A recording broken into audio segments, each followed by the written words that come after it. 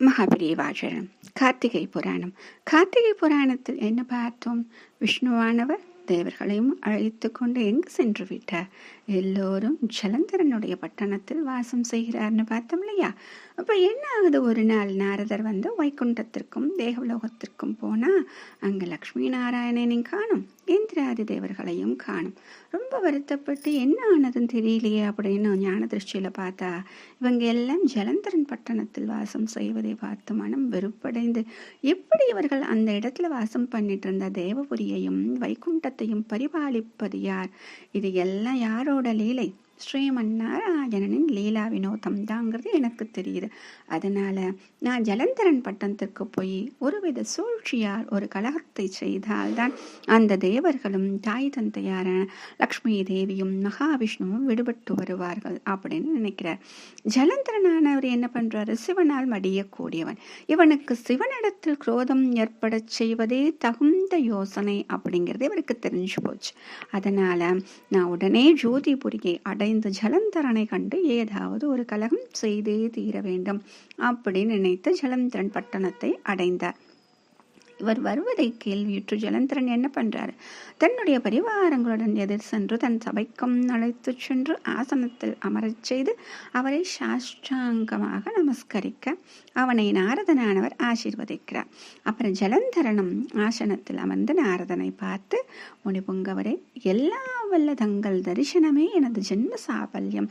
ஏன் அப்படின்னா அவர் சொன்னதுனால தானே இத்தனை விஷயங்களையும் இவன் செய்தான். இல்லைன்னா இவனுக்கு இத்தனை நாட்கள் இந்த எண்ணமும் கிடையாதே. அப்போ அவனுக்கு என்ன தோணுது அப்படின்னா, நாரதர் தான் நமக்கு வந்து நல்ல வழியை காண்பிக்கிறார் அப்படிங்கிற மனத்துல வந்து ஒரு விஷயம் வந்து நிறைய நல்ல தோண ஆரம்பிச்சிச்சு அவனுக்கு.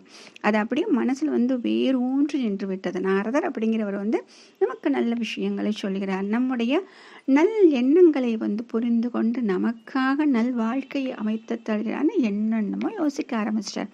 இப்ப சொல்றாரு நாரதர் சொல்றாரு, ஹே ராஜன், எல்லாம் ஸ்ரீமன் நாராயணனோட செயல். இருக்கட்டும், ராஜ்ய பரிபாலனம் சீராக நடைபெற்று வருகிறதா அப்படின்னு கேட்க, எல்லாம் தங்கள் தயவால் சுகம்தான் அப்படின்னு ஜலந்தரன் பதில் கூற, சாமி, தாங்கள் எவ்வளவு தூரம் என்னை நாடி வந்தது நான் செய்த பூஜையின் பலம்தான் சுவாமி அப்படின்னு சொல்லிட்டு சொல்றாரு. இதை கேட்டு நாரதருக்கு சிரிப்பதா அழுவதா அப்படின்னே தெரியல. சரி, இப்போ வந்திருக்கு அப்படின்னா கண்டிப்பா ஏதாச்சும் ஒரு விஷயம் இல்லாம நீங்க வரமாட்டீங்க, தாங்கள் வந்து விஷயத்தை எடுத்துரைக்க வேண்டும் அப்படின்னு கேட்டவுடனே ஜலந்தரன் சொன்னோடனே நாரதர் சொல்றாரு, ஜலந்தரா, லக்ஷ்மி சமேதராய் மகாவிஷ்ணு வந்து இந்திராதி தேவர்களுடன் உமது பட்டணத்திலேயே சதாம் வாசம் செய்கிறது அப்படிங்கிறது சாமான்யமா? உன்னுடைய பட்டணம் தேவலோகத்திற்கும் வைகுண்டத்திற்கும் மேலானதாக சிறப்புற்று விளங்கி வருகிறது என்றால் உனக்கு என்ன குறை இருக்க முடியும்? அதுமில்லாம நீ அடைந்திருக்கக்கூடிய நவரத்தினங்களும் சகல ஐஸ்வர்யங்களும் வேண்டியதை அளிக்கும் காமதேனுவும் கற்பக விருட்சமும் சிந்தாமணியும் ஐராவதமும் இது எல்லாம் நிரம்பி பிரகாசம் செய்கின்றன ஜலந்தரா. மேலும் மகாபதிவிரதா சிரோன்மணியாக பிருந்தையின் நாயகியாக அடைந்த உனக்கு ஈடு உண்டா அப்படின்னு சொல்லிட்டு, அஷ்டதிக்கிலும் உம்முடைய பிரதாபம் தான் விளங்கி நிற்கிறது என்றால் நீ செய்த ஒரு தவத்தின் பயன்தான். ஆனால் ஒன்று. ஆனால் சொன்னோன்னே ஜலந்தரன், என்ன சுவாமி ஆனால் ஒன்று என்று சொல்லானது ஏதோ மறை பொருளாக இருக்கிறதே, விளங்கச் சொல்லுங்கள் அப்படின்னு கேட்டவண்ண நாரதர் சொல்கிறார், ஜலந்தரா, நான் வீணாகானத்துடன் ஹரிஸ்மரணை செய்து கொண்டு கைலாச சிகரத்தின் வழியாக வர நேர்ந்தது. அப்படியே நான் கைலாசத்திற்கும் சென்றேன். கைலாசத்தை அடைந்ததும் அவ்விடம் தேவகணங்களும் பூதகணங்களும் நந்தி விக்னேஸ்வரர் முதலானவர்கள் புடை சூழ்ந்திருக்க, மகான்கள் எல்லாம் யோகா அபியாசத்தில் இருக்க, சிகரத்தின் உச்சிகள் நவரத்தின கஜிதமாகிய பொற்பீடத்தில் அமர்ந்திருக்கும் பார்வதி பரமேஸ்வரர்களை கண்ட மாத்திரத்தில் நான் மனம் மிகவும் போரிப்படைந்தவனாய் ஆச்சரியமடைந்து மூன்று உலகங்களிலும் காணக்கூடாத ஐஸ்வர்யங்களையும் ரவரத்தினங்களையும் கண என் கண் கூசிற்று.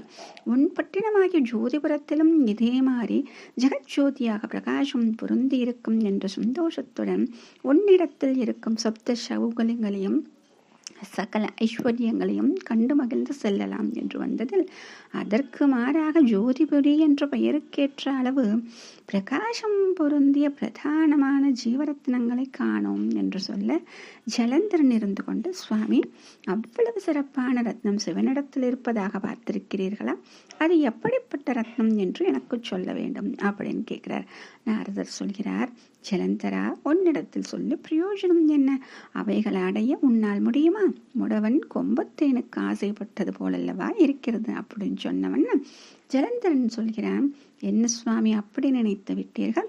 உங்கள் ஆசீர்வாத பலத்தால் தானே நான் அதை கட்டாயமாக கிரகித்து கொண்டு வர தைரியம் இருந்து விஷயத்தை சொல்லுங்கள் அப்படின்னு சொல்றார். நாரதரும் சொல்றாரு, ஹே ஜலந்தரா, உம்மிடத்தில் இருக்கும் ஐஸ்வர்யங்கள் எல்லாம் ஒன்று சேர்ந்தாலும் அந்த பரமசிவனிடத்தில் இருக்கும் ஒரே ஒரு ரத்தினத்திற்கு ஈடு ஆகவே முடியாது. மேலும் அவ்விடம் ஸ்ரீ ரத்னங்களாக விளங்கும் அப்சர ஸ்திரீகள் என்ன, நாககன்னிகைகள் என்ன, இவர்களுக்கும் மேலாக விளங்குகின்ற ஜீவரத்னமாகிய பார்வதி என்னும் பெண் ரத்னமானது ஒன்றை அக்கைலாசகிரியை பிரகாசிக்க செய்கின்றது. அதற்காகத்தான் இந்த ரத்தினத்தை அடைய உன்னால் முடியாது என்று வருந்தினேன். மேலும் ஒரு கால் அந்த ரூபவதியான பார்வதி எனும் நாகபூஷணி ஸ்நானம் செய்து கொண்டிருக்கையில் தற்செயலாக பிரம்மதேவரானவர் அவ்வழி வர அவளது ரூப லாவண்யத்தை கண்டு மயங்கி தன் வீரியத்தை விட்டார் என்றால் அவர் எப்பேற்பட்ட அழகு வாய்ந்தவள் என்று யோசித்தப்பார். மேலும் ஈஸ்வரனே அந்த பார்வதியினுடைய சௌந்தரியத்தில் ஈடுபட்டு பலவித லீலா வினோத கேளிக்கையால் சந்தோஷம் அடைந்தவராய் அந்த பார்வதியின் மாயையால் கட்டுண்டும் பெட்டிப்பாம்பு போல் அடங்கி இருக்கிறார் என்றால் மற்றதை சொல்லவும் வேண்டுமோ? நீயே நன்றாக ஆலோசித்து செய்ய வேண்டியவைகளை நிதானித்து யோசித்து செய் என்று சொல்லி விடைபெற்று சென்றார். ஆக அவனிடம் அந்த பெண் மோகத்தை ஏற்படுத்தி விட்டார். எப்பொழுதுமே ஒரு அழிவு வருகிறது என்றால் நமக்கு தகாத இடத்தில், நமக்கு இல்லை என்று சொல்லக்கூடிய பெண்கள் இடத்தில், மற்றவர்களிடம், மனைவியிடம் பிரீத்தி ஏற்பட்டு காமம் ஏற்பட்டு எப்பொழுது ஒரு ஆண்மகன் செயல்களை செய்கிறானோ அப்பொழுது அவனுக்கு அழிவு நெருங்குகிறது. நம்ம பார்த்துருக்கோம் ராமாயணத்துல ராவணனுக்கு என்ன கதி ஏற்பட்டது அப்படின்னு பார்த்தோம் இல்லையா? அதுதான் இங்கே நடக்கப் போகிறது. அவ்வாறு சொல்லி நாரத பிரம்மம் சென்ற பின் ஜலந்தரனானவன் பித்தம் தலைக்கேறியவனாய் உண்ணும் போதும் உறங்கும் போதும் பார்வதியின் பெயரையே உச்சரித்துக் கொண்டும் ராட்சி பரிபாலனத்தை சரிவர கவனிக்காமல் மகாமோகாந்தகாரத்தில் அழுந்தியவனாக இருந்து வரும் பொழுது கொஞ்சம் மனம் தெளிந்து மனதில் உறுதி நிலவச் செய்து, சரி, நான் எவ்விதத்திலும் பார்வதியை அடைந்தே தீருவேன் என்று தன் தூதனாகிய ராகுவை அழைத்து, அடே ராகு, நீ கைலாசகிரிக்கு சென்று பரமேஸ்வரனை கண்டு உன் சமீபத்தில் வீற்றிருக்கும் பார்வதி என்ற ரத்னமணியை உடனே அழைத்து வரச் சொன்னதாக சொல்லி அழைத்து வா என்று கட்டளையிட்டு அனுப்பி வைத்தார். அந்த உத்தரவை மேற்கொண்ட ராகுவானவன் மனோவேகம் வாயு வேகமாய் அந்த கைலாசகிரியை அடைந்து பூர்ண சந்திரன் போல் விளங்குகின்ற அக்கையிலையை தன் ஸ்வரூபத்தினால் கிருஷ்ணபட்சத்து வஞ்சமி போல் இருள் உண்டாக்கும்படி செய்து நந்திகேஸ்வரரை கண்டு அவரிடத்தில் சம்மதம் பெற்று உள்ளே சென்று பரமேஸ்வரனை கண்டான். அந்த பரமசிவனின் கண் ஜாடையினால் ஏவப்பட்டவனாய் சமீபத்தில் சென்று தண்டனிட சிவமூர்த்தி இவனை கண்டு, நீ யார், உன் பெயர் என்ன, அந்த விஷயம் யாது என்று வினவ, அதற்கு தூதனான ராகுவானவன், சுவாமி, நான் ஜோதிபுரியை அரசாலும் அசுரேந்திரனாகிய ஜலந்தர அசுரனுடைய தூதன். என் பெயர் ராகு. நான் வந்த விஷயம் யாதெனில், திகம்பரராயும் சமஸ்தானத்தில் சதாவாசம் செய்பவராயும் உங்களுக்கு ஆபரணமாகவும் விளங்கக்கூடிய உமக்கு ரத்னங்களுக்கெல்லாம் ஜெகஜோதியாக பிரகாசிக்கின்ற பார்வதி என்னும் ஸ்ரீரத்னத்தை நீ அடைய உனக்கு யோக்கியதை இருக்கிறதா? மேலும் ஸ்வர்ணமயமான தேஜஸோடு விளங்கும் இவளை பரதேசியை போல் அலைந்து பிட்சை வாங்கி ஒன்று தெரியும் உனக்கு இவள் ஏற்றவளாக இல்லை. ஆகையால் எந்த பார்வதியானவர் லக்ஷ்மியும் நாராயணனும் இந்திராதி தேவர்களும் இப்பொழுது வாசம் செய்து வருகின்ற எம் ஜோதிபுரியின் அரசனான ஜலந்தரன் என்ற பிரம்மாவின் மானசபுத்திரன் ஆண்டு வருகின்ற ராஜ்யத்தில் நவரத்னமயமான தேஜஸோடும் பிரகாசிக்கின்றதும் நவமணிகளாகிய கோமேதகம், நீலம், பவளம், புஷ்பராகம், மரகதம், மாணிக்கம், முத்து, வைரம், வைடூரியம் முதலிய ஒலிகளால் பிரகாசிக்கும் அந்த அரண்மனையில் வீற்றிருக்க வேண்டியவள் என்று தங்களிடம் தெரிவித்து பார்வதியை அழைத்து வரும்படி ஜலந்தரனின் கட்டளை என்று தெரிவிக்க, உடனே பரமேஸ்வரருடைய புஜங்களில் இருந்து இடிக்கு சமானமாக உடைய சப்தத்துடன் ஒரு ரௌத்ர புருஷன் உண்டானான். அவனுடைய முகமானது சிங்க முகமும் ஜொலிக்கின்ற நேத்திரமும் மகாபயங்கரமாக விளங்கி சிங்கம் போல கர்ஜனை செய்து கொண்டு ராகுவின் அருகில் வர, ராகு அதைக் கண்டு பயப்பிராந்தி அடைந்து ரௌத்ரபுருத்தனானவன் எப்படியாவது ராகுவை ஒரு கையால் எட்டிப்படுத்து புசிக்கத் தொடங்கினான். அதை கண்ணுற்ற பரமேஸ்வரன் ரௌத்ர புருஷனை நோக்கி, அப்பா சிங்கமுகா, இவனை கொல்லாதே, இவன் தூதனாக வந்தவனை கொல்லலாகாது, விட்டுவிடு என்று சொல்ல, சிங்கமுகன் அந்த ராகுவை விட்டுவிட்டு, ஐயனே, எனக்கு பசி பொறுக்க முடியவில்லை, காதடைக்கிறது, என் பசியை தீர்க்க ஏதாவது அனுகிரகிக்க வேண்டும் என்று கேட்க, கபாலியானவர், ஹே சிங்கமுகா, நீ உன் கை கால்களின் மாம்சத்தை பிடுங்கி தின்று பசியாற்றிக்கொள் என்று சொல்ல, அன்னவரின் ஆக்ஞைப்படி அந்த ரௌத்ர புருஷன் தன் சரீரத்திலுள்ள மாமிசங்களை பிடுங்கி தின்று பசியாற்றிக் கொண்டிருக்கையும் தலையை மாத்திரம் மீது நின்றிருக்கும்.